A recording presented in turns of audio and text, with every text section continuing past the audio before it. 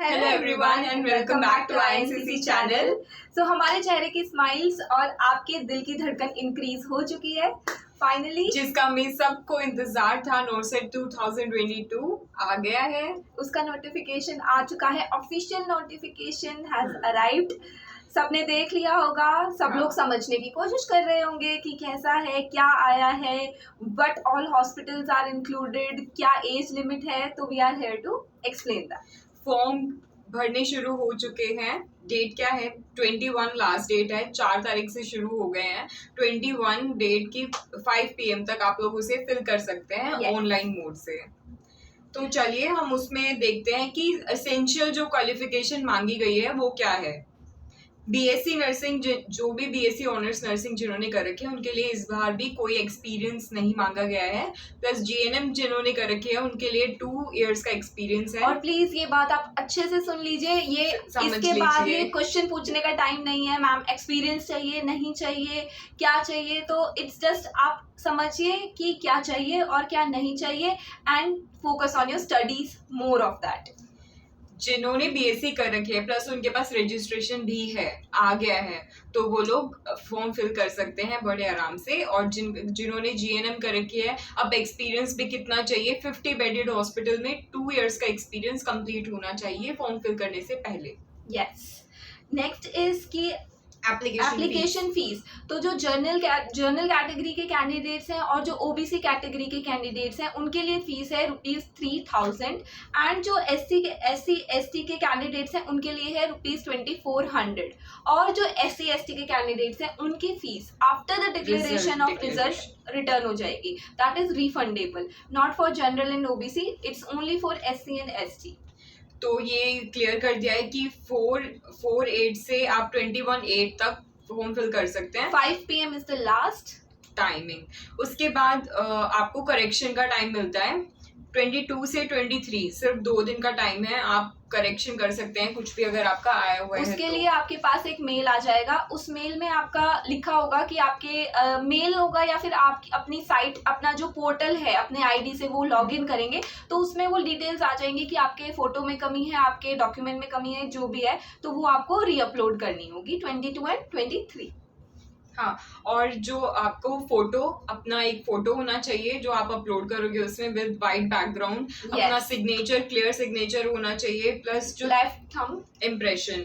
तो जो इसके अपलोड इमेज इंस्ट्रक्शन में इनके क्लियर इंस्ट्रक्शन दे रखे हैं, साइज दे रखा है और कैसे कैसे इमेजेस होनी चाहिए, तो ये आप ध्यान से पढ़ के अपलोड करना है। ज्यादातर मतलब बहुत टाइम ऐसा होता है कि रिजेक्ट हो जाते हैं, फिर दोबारा से हमें अपलोड करने पड़ते हैं। And yes, to be remembered, image should be, जो आपकी फोटो है वो व्हाइट बैकग्राउंड में ही होनी चाहिए। सो अगर आपने अभी तक फॉर्म नहीं भरा एंड आपके पास कलरफुल बैकग्राउंड में फोटो है तो आप प्लीज मेक श्योर कि आपके पास व्हाइट बैकग्राउंड वाली फोटोज है एंड ये थ्रू आउट काम आएंगी। आपके रिजल्ट के बाद भी जब आपका वो आएगा, अपॉइंटमेंट लेटर आएगा, उन सब में भी व्हाइट बैकग्राउंड वाली फोटो ही नीडेड है।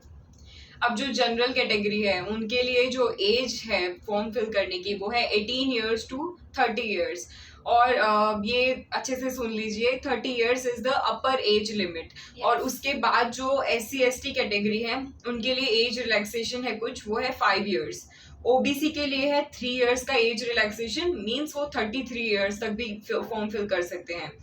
PWBD जो है उनके लिए 10 years का एज रिलैक्सेशन है।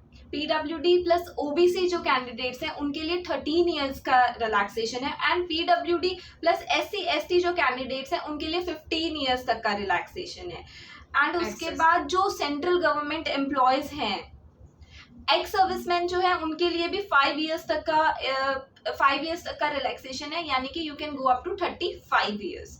और जो हमारे सेंट्रल गवर्नमेंट एम्प्लॉयज हैं उनके लिए 5 इयर्स तक का एक्सपीरियंस है।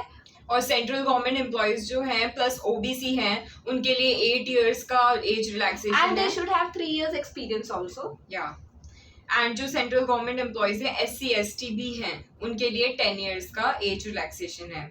अब है कास्ट सर्टिफिकेट की बात आती है। हाँ, दैट इज मोस्ट इम्पोर्टेंट। पिछली बार जब हम लोग अपना ज्वाइनिंग के लिए आए थे तो बहुत सारे लोगों का डॉक्यूमेंट वेरिफिकेशन के टाइम पर जो ये डेट्स अच्छे से नहीं देखी, जिन्होंने अपना इन्हीं डेट्स के बीच में बनवाना है, क्योंकि नहीं तो इधर डॉक्यूमेंट वेरिफिकेशन के टाइम पर डेट देखकर निकाल देते हैं। एंड ऐसा हुआ है सिलेक्शन होने के बाद भी। तो ये इसमें डेट्स दे रखी हैं. The vacancies are being advertised in financial year 2022 to 2023. Therefore, NCL OBC certificate किस डेट के बीच में इशूड होना चाहिए आपके पास? 1/4/2022 से 31/3/2023. मतलब 1 अप्रैल से लेकर और 31 मार्च तक होना चाहिए 2023 तक के, इसके बीच में होना चाहिए आपका. This is basically one financial year पूरा. इस साल के 1 अप्रैल 2022 से लेकर नेक्स्ट ईयर के 31 मार्च 2023 तक के बीच में आपका वो इशू होना चाहिए. उसमें इशू डेट यही होनी चाहिए. मेक श्योर पुराना ना हो, वो नहीं करेंगे कंसीडर इसको. उसके बाद है कि हमारा कितना क्वालिफाइंग मार्क्स कितने होने चाहिए. जनरल के लिए वो है 50%. This is only qualifying marks, this is not the selection marks. हाँ, जो वो लिस्ट होगी उसमें आपका नाम कब हो सकता है. जनरल के लिए जब 50% अगर आपके आ रहे हैं एग्जाम में तो आपका उधर नाम होगा. और ओबीसी के लिए 45% है, SC/ST के लिए 40% है. तो ये क्राइटेरिया आपको कंप्लीट करना है, तभी आप लोगों का नाम उस लिस्ट में आएगा. नेक्स्ट इज इसका pattern and scheme of the examination. Paper होगा कैसे? तो पेपर जो होगा आपको 3 आवर्स का एग्जाम मिलेगा ऑनलाइन मोड से. 180 मिनट्स ऑनलाइन मोड से पेपर होगा. एंड इसमें 200 क्वेश्चंस इंक्लूडेड होते हैं, जिसमें 180 questions will be of your nursing part and 20 of your GK, reasoning, English and other things. Okay, तो ये हमारा पूरा पेपर का पैटर्न होगा. And 1/3 negative marking is there. Yes, negative marking से तो सब अवेयर है, कैसे कंट्रोल करें. अच्छा, अब कौन कौन से एम्स? टोटल 19 एम्स इंक्लूडेड हैं इस वैकेंसी में. अब जो सीट है हर एक एम्स की, उसके लिए एडवर्टाइजमेंट बाद में आएगी और उसमें सेंट्रल गवर्नमेंट हॉस्पिटल भी ऐड हो सकते हैं. ऐसा नहीं है सिर्फ यही 19 हॉस्पिटल्स होंगे. और ऐसा कंफर्म भी नहीं है कि होंगे ही होंगे. It can be included, it can not be included. But सबको लग रहा होगा कि सीट्स कितनी हैं, कोई अभी बता नहीं सकते हैं, क्योंकि बाद में ये लोग भेज देते हैं जैसे जैसे इनको वैकेंसी निकालते हैं. तो सभी एम्स के लिए अलग नोटिफिकेशन आ जाएगी. जब वो आएगी तब विल टेल यू. तो अभी AIIMS Bathinda, AIIMS Bhopal, AIIMS Bhubaneswar, AIIMS Bibinagar, AIIMS Bilaspur, AIIMS Deoghar, AIIMS Gorakhpur, AIIMS Jodhpur, AIIMS Guwahati, AIIMS Kalyani, AIIMS Mangalagiri, Nagpur, New Delhi, Patna, Raebareli, Raipur, Rajkot, Rishikesh and Vijaypur. बहुत सारे हैं, यानी कि बल्क में एम्स हैं. 19 एम्स इंक्लूडेड हैं. तो होप सो वैकेंसी भी अच्छी आएंगी, बट मेजॉरिटी पार्ट इज आपकी प्रिपरेशन अच्छी होनी चाहिए. So basically when is the date? तो 11 सितंबर इज द डे जहां पर आप लोगों को जाना है, अपना एग्जाम अच्छे से देना है. And we wish you all the best. Prepare well. अभी हार्डली 1 मंथ है. वो दिन जो सितंबर के बच जाएंगे वो तो कैसे चले जाएंगे पता भी नहीं चलेगा. तो अभी आपके पास 1 मंथ के अराउंड है, तो give your best. Don't take stress. This is the most important thing I want to से.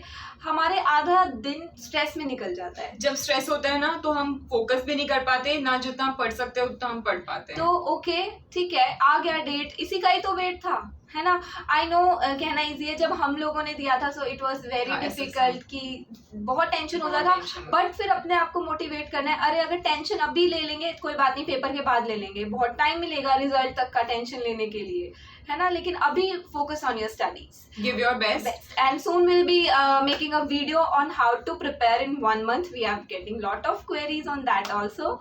सो soon will meet again and we wish you all the best. This was all about a good news. और आपके थोड़ी worrying news भी होगी है. पर कोई नहीं, अब प्रिपरेशन शुरू करनी है. सब घर वालों से अलग हो जाएं. और everyone was like, कब होगा या नहीं होगा. बहुत टाइम से दे दिया इस बार एम्स वालों ने. बहुत हम लोगों को पता है कैसे नवंबर तक का टाइम गुजरा था. ऐसा डाउट हो जाता है कि पता नहीं आएगा भी या नहीं आएगा, पर इस बार आ गया है. तो ये भी एक बहुत खुशी की बात है कि हो रहा है आपका exam. So wish you all the best and kindly comment, like and subscribe our channel. Bye bye.